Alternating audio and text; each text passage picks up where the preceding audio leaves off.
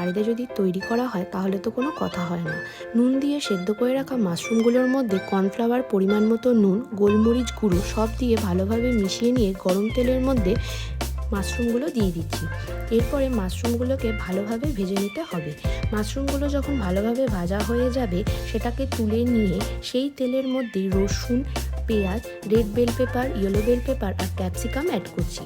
সব দিয়ে ভালোভাবে নাড়াচাড়া করে 5 মিনিটের জন্য চাপা দিয়ে দিচ্ছি যাতে সব ভালোভাবে সেদ্ধ হয়ে যায়। ঢাকনা সরিয়ে তাতে গ্রেট করে রাখা আদা, হলুদ, কাশ্মীরি রেড চিলি পাউডার, গোলমরিচ গুঁড়ো দিয়ে দিচ্ছি। এর মধ্যে একটা বাটিতে চিলি সস, টমেটো সস আর সোয়া সস দিয়ে একটা সস তৈরি করে নিলাম, সেটাও এর মধ্যে অ্যাড করে দিচ্ছি। এরপরে কেটে রাখা কাঁচা লঙ্কা, গ্রেট করে রাখা কিছু পরিমাণ রসুন আর ভেজে রাখা মাশরুমটা দিয়ে ভালোভাবে নাড়াচাড়া করে একটা বাটিতে নামিয়ে নিয়ে ওপর থেকে তিল ছড়িয়ে পরিবেশন করুন চিলি গার্লিক মাশরুম।